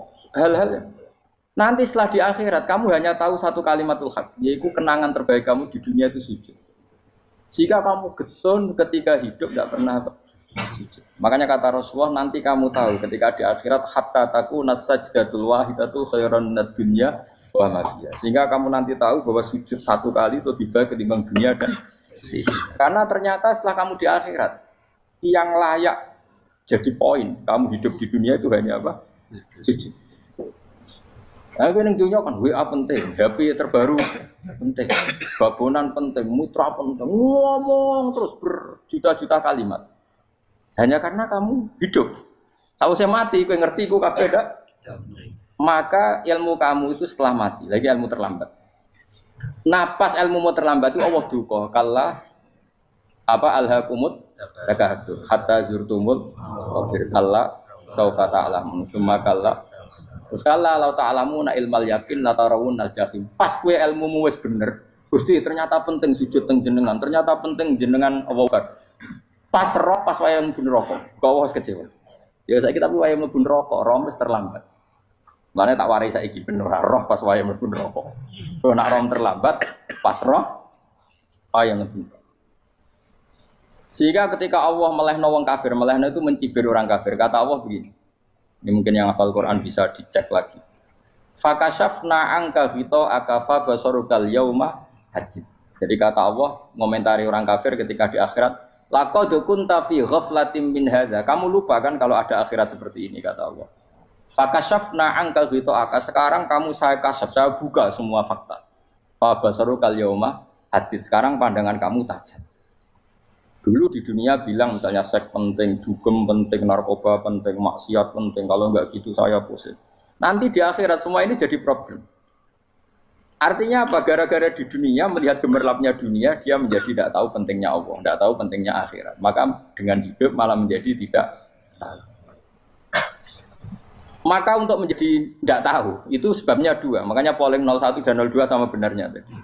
Gara-gara tahu yang menjadi tidak tahu, gara-gara tidak tahu yang menjadi tidak tahu. Tadi misalnya kamu fokus ya, misalnya rukin jelalatan buat cawe itu, fokus buat cawe itu, gak Allah waktu ngarepe jengkang, kesandung. Berarti gara-gara melihat menjadi tidak tahu. Ya kira-kira seperti itu. Gara-gara fokus delok dunya nganti roh hae Allah Subhanahu wa taala. Di sini Allah sering pesan fala taghurrannakumul hayatud dunya wala yaghurrannakum billahil ghurur. Kamu jangan tertipu dengan kehidupan dunia. Makanya saya itu orang yang paling fanatik sujud. Soalnya kalau suwun jenengan sing sujud. Mau usah sujud salat 5 waktu lah nikmati.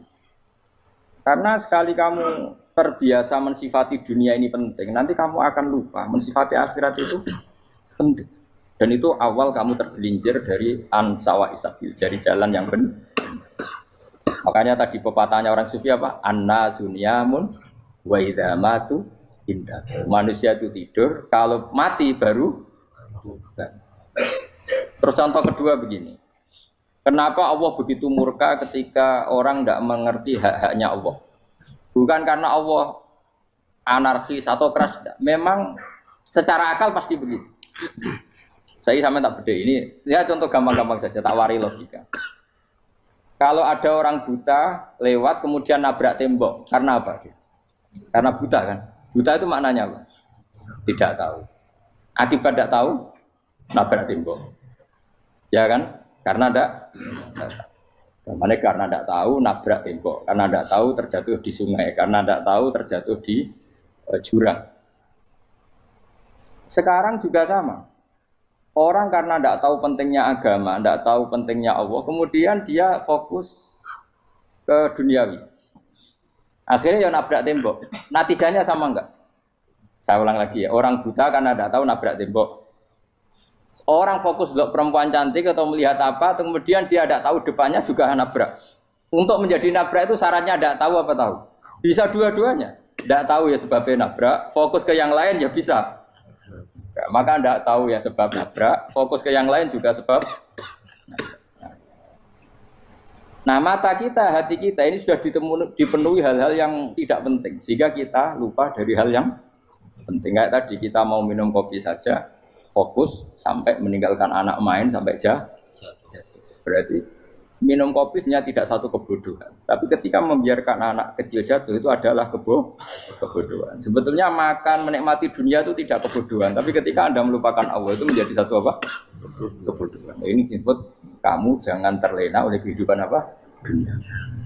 Nah, kenapa terlena? Itu kakean delok. Mulane Nabi itu ora tau delok dunia. Nabi, saya ini tak latih gitu wali, tapi mukadimah. Kulo itu belum pernah delok.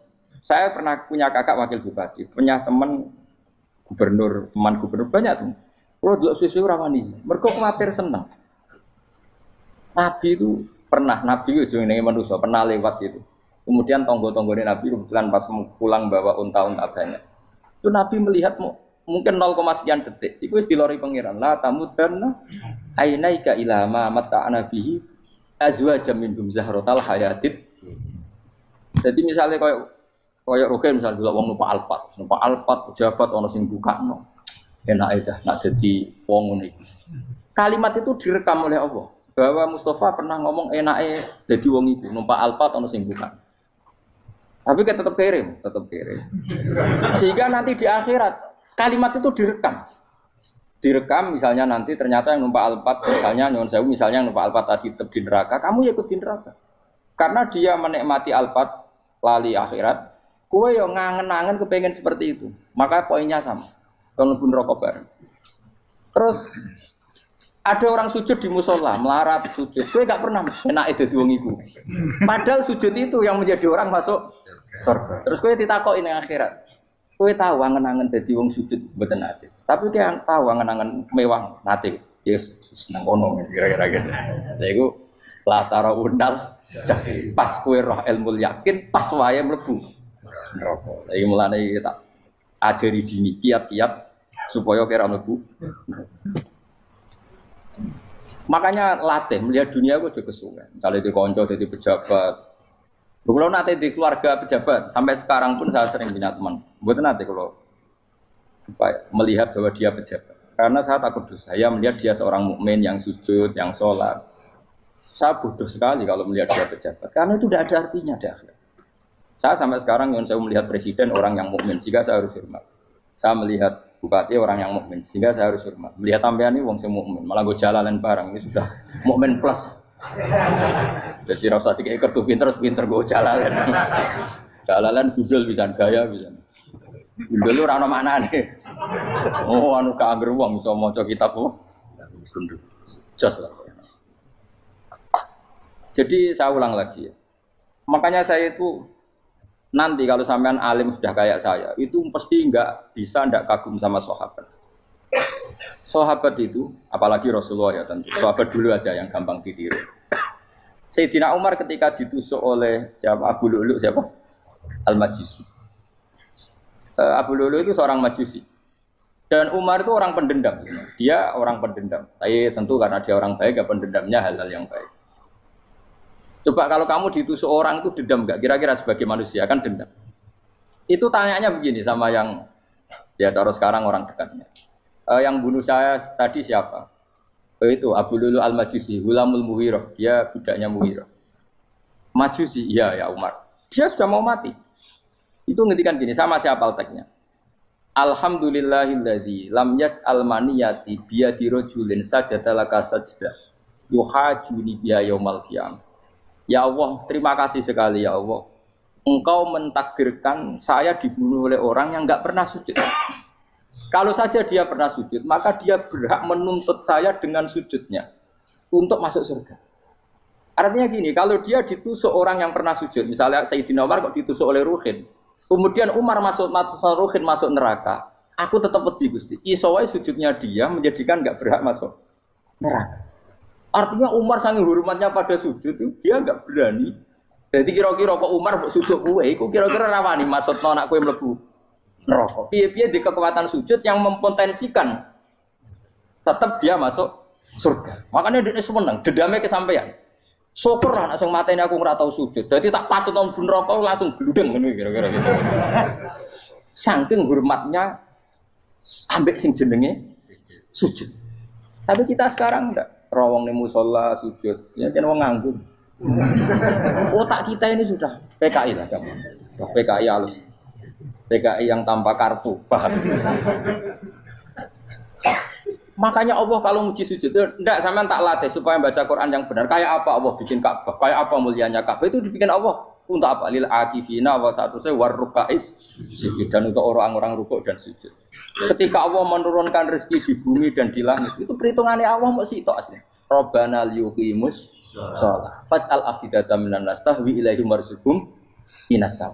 Gusti ben nak sujud ku kuat. Piye-piye menungso nak ramangan ra kuat. Nak is kuat dia tenaga yo ben sujud liyuqimus shalah. Ketika Allah muji orang baik atau ibunal abidunal hamidunas saihuna satruse arraqiunas sajid yang rukuk yang sujud. Karena tadi ketika nanti Anda di akhirat kenangan terbaik Anda di dunia itu hanya sujud. Liyane iku coba misalnya kene akhirat terus video disetel pas kongkoi-kongkoi ning perapatan. Bariku nglamonem disetel. Ben dadi pegawai negeri. Ngayal gajine sakmene, engko sakmene nggo wayo. Wan direkam kabeh. Ora isini-sini wong. Terus tokoh idola sing duweke wae sing tumpakane Alphard sekretaris saya. Iku mbok nang utekem iku berpuluh-puluh tahun. Dan itu jumlahnya poinnya misalnya 100.000. Bareng idol anu Kanjeng Nabi mau 10%, cuma gayanya maca sholawat. Tapi sebetulnya agak tahu bayangno ini miskinan Mbak Amit nih miskinan. Gayanya maca sholawat aku teke ora tahu pengen melarat koyo. Itu direkam. Makanya dari Habib-habib sing alim-alim niku almar'u ma'aman ahabba hada targhib wa tarhib. Kita ini kan sering dimotivasi mubalik. Mubalik itu kan saya naik dewe nang. Harus pokoknya seneng Nabi swarga. Dari Habib-habib sing alim nak ngritik, masalahnya dewe mu almar'u ma'aman ahabba. Wong dibarengno wong sing disenengi. Apa kamu bisa menjamin seneng Nabi saudure seneng wong-wong itu? Jangan-jangan kita lebih berkeinginan seperti orang tertentu yang kaya raya, yang terkenal, yang hebat. Meskipun kowe oleh sana muni seneng Kanjeng Nabi. Jangan-jangan status cinta kita terbukti ke orang itu. Iya toh, misalnya gambarnya pasang neng kamar, puas. Partai, uang, kuasa. Terus, kue nyumbang masjid nyuwun sewu mau 50.000. Tapi bareng nyumbang untuk kemenangan orang itu 10 juta. Nyebut uang itu satu hari 100 kali. Nyebut Nabi bedak sholat. Warung dihitung, dipoling mbek malaikat. Disurvei buat dipoling orang-orang pokoknya. Dengan cara begini status senangnya orang ini ke siapa? Ya, ono pengajian sholawatan nyumbang 50.000. Nanggo pemenangan. Tapi sudah diundang hayya ala sholah melakukan ngenteni komat. Tapi nak diundang acara kampanye teko ngarep sedurunge 2 jam.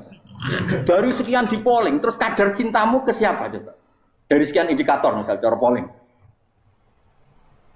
Jangan-jangan diputuskan lebih seneng ke itu. Ya sudah almarhum aman. Apa? Makanya kata orang-orang alim almarhum apa? Orang itu terserah disenangi. Masalahnya kita tidak ada jaminan lebih seneng Nabi. Ya orang ada jaminan ya saya aman misalnya. Hitung dewi-dewi. Rasa menang terus kok wedi dosa wis kadung dosa iku wis kadung. Makanya Sufyan Ats-Tsauri itu dadi wali kurang samurgo ibadah akeh mboten. Sufyan Ats-Tsauri gurunya Imam Syafi'i. Dadi wali itu sederhana. Sama tak ceritane orang-orang jadi wali dengan cara yang sederhana. Tapi kan niru copy paste ya, artinya ora apa ya, KW lah. Kalau niru enggak apa-apa tapi KW kebaikan. Sufyan Ats-Tsauri itu ditanya, "Kenapa kamu sedekat itu sama Allah dan Anda keramat?" Jadi resepnya begini, Dok. Saya itu belum pernah ke masjid nunggu adzan. Paling enggak setengah jam, 1 jam sebelum adzan itu saya sudah ada ke masjid. Ditanya, kenapa begitu? Ketoke kok kawula sing elek, moroe ngenteni dicelup. Terus ngerti nak wayahe yak ngono kok Allah nyelup. Misale saya punya cah dalem atau saya punya karyawan, tiap jam 8 itu buka toko. Nah, bayangno itu sih. Saya punya karyawan tiap jam 8 tugasnya buka. Selalu buka tokonya ngenteni tak panggil. Rohen, toko buka, siap. Tapi besok ya ngono lagi, wis jam 8 buka, siap. Tiap hari gitu, kira-kira kendaraan karwaniku goblok apa sopan? Kira-kira enggak jawab ya? Goblok kriting enggak usah gitu. Nah, Sufyan Ats-Tsauri tidak mau gitu. Wong wis ngerti nek Allah ya mono wayahe manggil. Dadi ya kerja malu ya wis ning kono. Dadi nek Allah ayala salam pun Gusti. Ayala salam pun teng mriki. Iku sudah dadi wali. Oh iku saya buat tiru tapi kawe lho, gak masalah. Tapi ini kan resep, no? Lho mangkel lo gak kira-kira.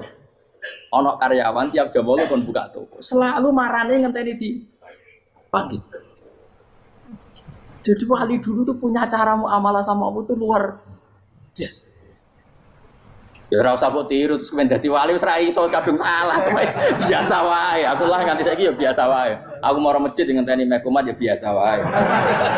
Tapi aku kan iso dadi wali lewat jalur liya lah aku ya. Jalurku kan akeh. Mulang ya mari wali, sabar ning coba ya mari wali. Jane ana jalur fikir ya mari wali kan. Tapi kan loro, fikir loro. Jadi Imam Adil ya wali, di bojo judes itu wali, masyhur. Ana wali barokah di bojo judes. Jadi ya jalur dadi wali. Wah lebih ngeri lagi. Ngeri tenan nganti akhirat aja wedi. Jadi anak jote wae gak. Para suami takut istri silakan baris, bareng sing wis baris, bareng sing wedok. Pak Rene lho tetep moro-moro. Wah, di bojo kegawangan ini akhirat bahaya, you know. Yes. Bahaya, di bojo nganti kegawangan apa? Tengah akhirat. Masyhur jadi cerita-cerita wali guys. Biasa ulang lagi ya. Latih, meskipun dari kecil latih. Makanya kamu tahu kenapa Quran itu kalau ngendikan sujud kayak gitu spesial. Walillah fa'bud wa kum minas syakirin. Jadi meskipun kita di dunia umumnya orang saya makan, saya minum. Saya juga punya istri, punya keluarga. Tapi saya belum pernah melihat anak saya itu sebagai anak saya. Saya kalau melihat anak saya ini teman sujud saya, nanti yang meneruskan sujud saya. Saya tenan kulon bolak-balik ditanya istri saya dan agak-agak marah. Terus Pak, kenapa kamu hormat sama anak sampai gitu? Kalau nanti manja gimana? Kalau terlalu manja, saya bilang itu udah anak saya. Itu nanti yang meneruskan sujud saya, meneruskan rukuk saya. Saya nanti pasti mati. Dan saya butuh di bumi selalu ada yang sujud sama Allah. Dan itu yang paling dalam otoritas saya itu anak saya. Orang lain itu enggak dalam otoritas saya. Jika kita melihat anak itu ini penerus sujud saya, penerus rukuk saya. Kita enggak sudah duniawi sekali. Rumah tanah, anak tua ben di rumah. Kapitalistik. PKI lah pikirannya yang Cina yang wong fasek-fasek ning dalan ngono kowe nggawa jalalan ngalor itu percaya ini. Jadi dulu itu kalau para nabi donga fahabli min ladunka waliya yarithuni wa yarithu min ahli Yakub, seorang turunan yang meneruskan tradisi sujud, tradisi. Sehingga ulama-ulama dulu kalau dongakno anake ya min ahli sujud wa min ahli Al-Qur'an wa min ahli sunnah napa. Enggak apa-apa kowe seneng donya gak apa-apa. Ora usah tak warai wis seneng dhisik. Paham dadi ora usah cara Gus Bak rapo, ora usah tarani rapo, wis mbok lakoni. Makanya pulau suwun sangat. Sujud itu luar biasa. Nanti kamu di akhirat kenangan terbaik Anda di dunia adalah pernah apa? Sujud. Bayangkan kalau itu jadi orientasi Anda. Anda berpolitik, melok partai Gerindra, Golkar, PDI supaya jadi penyuara sujud tidak dilarang di Indonesia karena umat Islam mayoritas. Saking mayoritasnya sampai pejabat rasolat rawani. Beberapa pejabat rasolat bakal dipilih. Itu berarti kamu berpolitik niat bikin satu pressure supaya standar orang benar adalah sing nopo. Itu ya benar. Kok yang kaya kerja biar bisa beli tanah untuk masjid. Yang orang miskin ikut menopang supaya masjid itu berdiri. Semuanya orientasinya menuju apa? Sujud. Jadi tidak sujud itu harus jadi wong khusyuk sing goblok sujud terus. Tahu-tahu negara dikuasai komunis misalnya. Terus akhirnya sujud dilarang. Termasuk menciptakan satu suasana Islami di negara ini juga berarti menciptakan keberlangsungan sujud. Karena dengan suasana Islami berarti sujud tidak dilarang, bahkan dianjurkan dan sebagainya. Ini penting saya katakan karena kalau tidak diingatkan, Nabi itu pernah punya anak dalam. Anak dalam itu setelah mau boyong toro santri itu ditanya, kamu minta apa sama saya? Ya Rasulullah kasih waktu 1-2 hari mau saya pikir. Karena yang menanyakan orang yang Sayyidul Awwalin wal Akhirin setelah sekian 2 hari, minta apa kamu? Jalur Anda gak tanggung-tanggung. As'aluka murafaqataka fil jannah. Saya minta jadi temanmu di surga. Oh Nabi kaget tuh. Kok kalian diwarai wong? Mboten terjemah. Kok Nabi diwarai wong ndak ada ya. Terus kenapa kamu minta itu? Kata tadi, kalau saya minta dunia itu nanti zailah. Dunia itu pasti hilang, faniyah pasti hilang.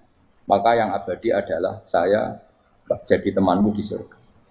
Tapi apa kata Rasulullah Jabe? Fa'inni ala nafsika bikasrotis sujud. Ya sudah kamu bantu saya, kamu memperbanyak sujud. Kayak apa? Nabi pun mintanya fa'inni ala nafsika bikasrotis sujud. Saya bantu untuk menolong diri kamu, kamu memperbanyak apa? Sujud.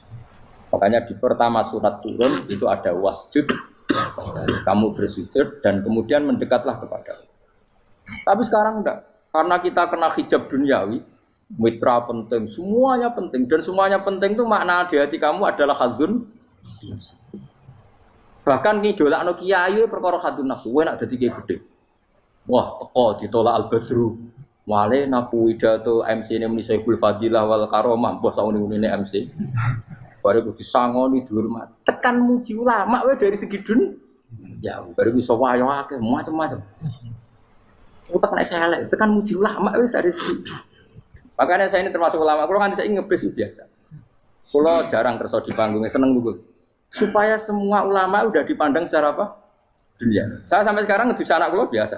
Teng pasar gitu biasa, kalau marung teng pasar mangan gitu biasa. Nak seneng kalau ben atas nama wong alim, karena apa? Kalau kita terlalu menikmati dunia, lama-lama orang seneng ulama juga dari sisi dunia. Keren, jadi kiai teko disualami dicucupi, munggah. Ya enggak apa-apa itu enggak dosa sebenarnya, tapi takut saya utek elek-elek ini ngidolakno perkara duniawi, show-nya itu lho, Pak. Dadi wong ngene tak pikir teko ngaji bar wis warmu paham karepmu ora karep. Mulan ngarep ora ngaji karepmu. Sing rugi kowe ya aku tenang ae aku. Ben orang itu latihan ikhlas, napa? Latihan. Lho kula kadang gitu protes mbek tiyang-tiyang. Gus, jenengan sekali-kali nak tidak tak derekno kok umum. Aku itu tidak mengharamkan itu, menaik kalau dereng tua. Dereng Fauzi malah turun, topa menek. Jalan era roh, dereng kiai malah nyala lembah. Ngerusin tahu tak dereng nang kota, akan sepeda motor kan terus ning gone Malibu. Dalane ora roh, malah nerang. Lha kan jalan akhirat ora roh donya ora roh sing ora iku.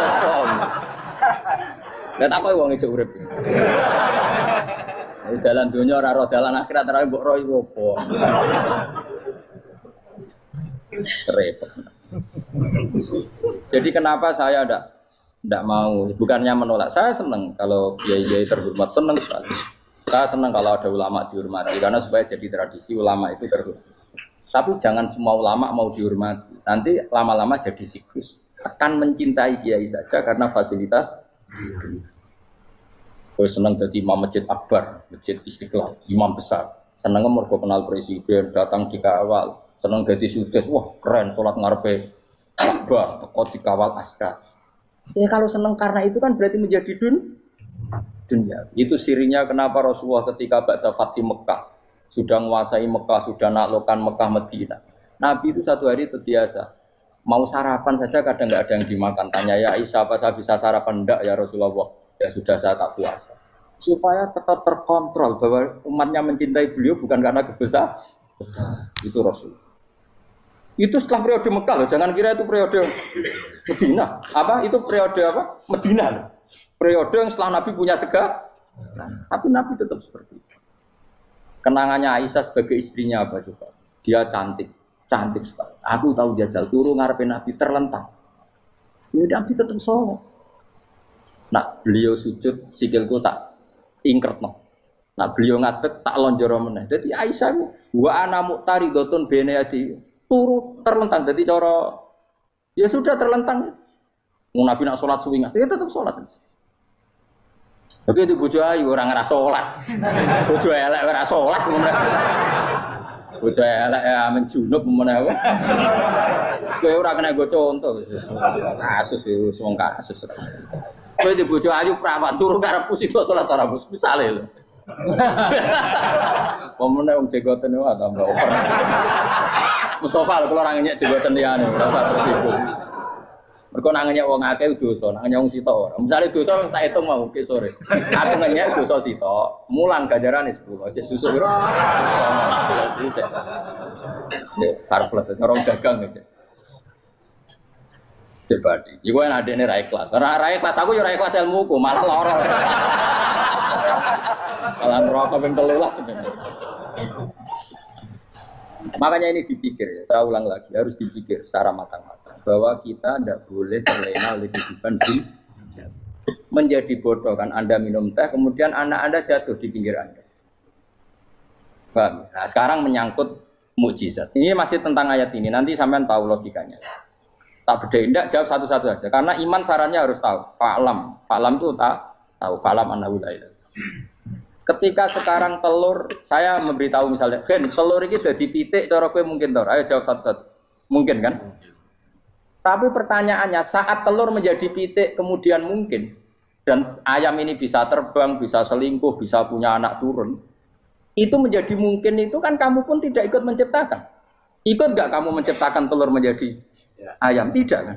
Kan di luar kudroh kamu, di luar kemampuan kamu. Tapi kamu bilang itu mungkin. Ada onta yang buting, yang sudah hamil sudah. Kamu bilang nanti onta ini mau punya anak dan anaknya nanti bisa jalan seperti induknya. Kamu katakan apa? Mungkin. Tapi saat Anda katakan mungkin, Anda ikut menciptakan enggak? Enggak kan? Tetap itu kudrohnya Allah. Tetap itu. Maka para nabi itu tidak tahu bedanya antara unta yang keluar dari indukannya dan keluar dari batu. Itu syaratnya jadi nabi, syaratnya jadi wali. Nah, saya kira nabi. Makanya Nabi Soleh ditakoki, bukti nak kudrohe pangeran ubi. Lah kamu minta apa kata Nabi Soleh? Silahkan ada unta keluar dari batu itu. Nabi Soleh bisa. Dia tenan terus unta keluar dari batu. Terus kaumnya gawok. Wah kok hebat tenan unta metu kok batu. Jadi Nabi Soleh. Ya padha karo unta lahir kok indukane. Bedane apa? Yo beda. Lah bedane apa? Metu kok watu kowe ora melok gawe. Metu kok indukane ya kowe ora melok gawe. Bedane apa? Tapi utakmu kena hijab, utamu niku ana bedane. Cara nabi-nabi ora roh bedane. Lah kula termasuk warasatul anbiya ya ora roh bedane cara. Waras utek kula niku waras. Lho lha yo misale kowe cara iman seperti itu yakin dadi wali. Wes sama amatir-amatir lah, wali swasta lah. Pokoknya wis dadi wali. Jadi manusia itu lucu, sesuatu yang dia pun tidak bisa. Iku sok bedakno. Kalau telur menjadi ayam mungkin. Sapi keluar dari indukan mungkin. Biji padi menjadi padi besar mungkin. Tapi nak watu kok jadi biji padi mukhal. Loh saat yang dikatakan mungkin-mungkin itu apakah manusia ikut memberi? Tidak kan? Ikut menciptakan? Harusnya kan tetap bilang, yo aku menyaksikan itu karena ada kekuatan X yang menciptakan itu. Harusnya dia kalau mau konsisten kan, saya tidak bisa menciptakan telur jadi ayam, tapi ada kekuatan lain yang menciptakan dan saya tidak bisa. Jadi telur keluar dari ayam ya kita tidak bisa menciptakan. Sapi keluar dari indukan ya kita tidak bisa menciptakan, termasuk untanya Nabi Soleh yang keluar dari batu besar kita. Makanya semua Nabi itu tidak tahu bedanya, itu bedanya Nabi sama enggak Nabi. Makanya Nabi itu tenang ya, masyhur. Ketika perang Khandaq, Nabi itu kelaparan. Kemudian Jabir datang, ya Rasulullah, istri saya menyiapkan makanan untuk orang 6, karena kambingnya hanya kecil. Maka hanya orang 6 saja yang kau boleh datang ke sini. Tapi Rasulullah dengan santainya, ya ahla Khandaq. Padahal yang ngeduk Khandaq itu sekitar 3.000 ya ahlal Khandaq. Halumu ilayya yuk ke Jabir karena Jabir sona atau aman bikin makanan untuk kalian. Itu 3.000 orang. Wah Jabir dimaki-maki sama sudah bilang untuk orang 6 nabi apa-apaan orang banyak itu mesti tidak cukup. Kita mana? Nabi santai. Bilang ke istri kamu Jabir jangan buka makanan itu kecuali ya pakai Nabi matur pengiran. Gusti ini cukupkan untuk orang banyak. Sama Allah di ACC ya terus cukup. Karena bagi Nabi tahu betul. Sekarang ketika beras menjadi beras, apa dalam kudroh kamu, dalam kemampuan kamu? Enggak kan? Ketika sistem tubuh kita makan kemudian jadi kenyang, apa dalam kemampuan kamu? Kue muni mangan maknane sego bolebokno mulut, terus kue darani punya kemampuan makan. Apa setelah itu kamu mengendalikan sistem saraf kita, sistem urat kita? Enggak kan? Jadi Nabi ora roh bedane, justru itu jadi Nabi. Karena dia enggak pernah terjebak, Nabi enggak pernah terjebak oleh yang dili. Makanya cara pangeran wa ma min dabatin fil ardi wala ta'iri yatiru bijanahihi illa umamun amsalukum. Ketika orang kafir minta bukti kudrohe Allah iku apa? Kanjeng Nabi didono manuk. Lah manuk terbang bukti kudrohe Allah. Ya biasa mat manuk terbang, wis suwe nak manuk terbang. Bukti kudrohe ning ndi? Iku teke wis emper. Lha bukti kudrohe ya kowe ora iso gawe kan? Tapi maksudnya wong kafir bukti kudrohe pangeran ku gawe unta kok watu. Lah bedane apa? Mau hale unta kok watu ambek kok indukane, bedane apa jajan? Wong ibuke unta ya ngrasa gawe. Apa ibu unta bisa menciptakan anakan unta? Kan tidak bisa juga. Manusia juga ada. Jadi itu wis cukup jadi kudrohe. Tapi manusia angger barang sering terjadi darani mungkin. Maknanya mungkin dekne sing nentukan mungkin atau tidak. Padahal zaman mungkin pun dia ada ikut menciptakan ini lagi. Makanya itu kenapa Allah akhirnya bikin mukjizat supaya orang itu ingat kedahsyatan kudrohe Allah. Sebetulnya mukjizat itu tidak penting. Maksudnya tidak penting tadi untuk iman sebetulnya tidak perlu mukjizat. Makanya ketika Rasulullah SAW ingin nuruti mukjizat yang diminta orang kafir, Allah malah ngelingno inna fi khalqis samawati wal ardi wa ikhtilafil laili wan nar. Sajane ana langit, bumi, ada lautan, ada apa sudah bukti kudrohe Allah. Nah sekarang mukjizat kok ngenteni unta keluar dari apa tadi? Batu, ngenteni Nabi Saleh. Lautan merah diseblak tongkatnya Nabi Musa terus terbelah. Itu dari mukjizat. Kalau itu maknanya mukjizat karena manusia tidak mampu. Apa manusia mampu bikin lautan? Kan tidak mampu juga. Kenapa itu tidak dikatakan mukjizat? Lagi-lagi karena wis kena mataul huruf. Paham jelas ya? Makanya kata Allah, saiki wong ora percaya hari kebangkitan. Alasannya masa manusia jadi tanah menjadi manusia? Memangnya manusia yang sekarang hidup itu dari apa coba? Sengke nado melok pilek, pilpres, melok dukung mendukung itu memangnya dari apa coba? Dari tanah kan? Mestinya hari kebangkitan sejati ya sekarang ini orang-orang dari tanah sekarang berkeliaran ini ono sego dalalan mu'alam idul maknani. Iku yo kok lemah. Kemudian setelah jadi tanah, mati, orang engkar. Wah ini nggak mungkin jadi manusia lagi. Padahal zaman sekarang jadi manusia itu karena kudrohnya manusia apa karena Allah? Karena Allah. Dan manusia sekarang dari tanah apa enggak? Dari tanah. Harusnya ya berpikir seperti itu. Kalau kudrohnya Allah bisa menjadikan manusia sebanyak ini dari tanah, tentu Allah tetap mampu nanti setelah jadi tanah menjadi manusia. Itu malah kula nu wedi urip nggih wedi tenan. Karena tadi dari hidup menjadi tidak tahu. Annasamun wa idza matu tidak tahu. Kita semua hanya tidur setelah mati baru karena baru tersadar. Makanya analogi itu penting, kias itu penting. Biasa beri contoh berkali-kali saya menyontohkan. Sampean tak warai hujah ulama. Nanti pasti sampean taslim itu pasti nyerah. Kalau kamu disebut jeleknya oleh orang lain, kamu mangkel nggak? Mangkel kan? Itu Imam Ghazali gini, kamu tak kasih resep supaya kalau ada orang mengingatkan kejelekan kamu itu tidak mangkel. Apa itu resepnya? Misalnya gini, di baju saya ini, inna fi thawbika akroban wa hayatan. Di baju kamu itu ada kalajengking yang berbisa atau ada ular yang berbisa. Ada orang mengingatkan itu. Kamu terima kasih apa enggak? Terima kasih. Karena ada sesuatu yang bahaya di diri kamu, diingatkan. Dan karena diingatkan itu Anda terus bisa menghilangkan sesuatu yang bahaya tadi. Sekarang kamu punya sifat hasud, sifat dengki, sifat riya, sifat-sifat yang buruk. Itu sesuatu yang mencelakakan kamu di akhirat. Kemudian ada orang mengingatkan itu, harusnya kan kamu matur nuwun karena sifat yang buruk kamu diingatkan, kemudian kamu berusaha Wong diingatkan ada kala jengking yang hanya madorot di badan kamu saja kamu terima kasih. Ini diingatkan ada hasud dengki yang madorotnya dunia akhir, kamu tidak terima kasih. Jadi itu ulama dulu. Jadi kalau bikin hujah itu gampang sekali. Jika ulama dulu kalau berdebat kemudian diingatkan temannya, kalau dia salah misalnya, itu ya tenang saja. Karena mereka cukup punya akal, punya analogi untuk nganggap itu biasa. Kayak diingatkan ada kalajengking di tubuh kamu. Kamu matur nuwun enggak sama ingatkan? Tadi saya ngaji sore, ngaji di sini cerita. Kila itu Imam Ahmad. Itu mudah mereka iman sama Allah dan Rasul. Maka yu'minu billahi wal yaumil akhir falyukrim apa? Jarum. Kalau kamu iman sama Allah dan Rasul maka muliakan tetangga. Itu ada seorang ulama dipanggil tetangganya, ayo ke rumah saya. Setelah sampai, dah pulang saya tidak jadi butuh. Sampai di rumahnya dipanggil lagi. Ke situ lagi, dah pulang lagi saya sampai 3 kali. Itu si ulamanya senyum-senyum santai. Ketika pemuda tadi insaf dan minta maaf, kenapa Pak Ulama kamu kok tenang saja? Jawabannya enggak. Kata Rasulullah, saya disuruh hormat tetangga. Saya senang sekali bisa melakukan perintah Rasulullah. Jadi saya nurut kamu itu tidak ada urusannya dengan kamu, karena perintahnya Rasulullah. Nangis pemuda tadi. Kalau kita kan enggak, gengsi dong, giambar. Ini kan kita gayanya muni sunah Rasul, tapi teke jihadun.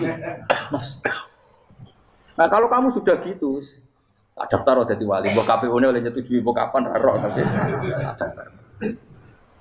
Saya ulang lagi, jadi kamu harus terbiasa dengan kias yang diajarkan Quran ya. Jadi ketika bibijian jadi pohon besar, itu pun kamu katakan mungkin. Padahal ketika kamu katakan mungkin, kamu pun tidak ikut menumbuhkan bibijian jadi pohon asam yang besar. Itu menunjukkan kudrohnya Allah. Artinya sebetulnya kamu hidup semuanya itu hanya menyaksikan kudrohnya Allah tanpa kamu memberi kontribusi. Kenapa kamu yang menentukan mohal dan tidak mau? Harusnya mau taslim menyerahkan diri nak kabeh mau nyekseni kekuasaane Allah. Itu sing dimaksud Quran apa ya tanazzalul amru bainahunna lita'lamu annallaha ala kulli syai'in qadir wa annallaha qad ahata bi kulli syai'in ilma. Alam raya dibikin variasi kayak gini mau tujuannya Allah supaya kalian menyaksikan kemampuannya. Boleh jelas ya. Makanya ketika ada pangeran, ketika bumi yang sudah mati tak hidupkan dengan hujan, begitulah kadzalikan nusyur. Ya kira-kira seperti itu proses sesuatu yang mati menjadi hidup lagi.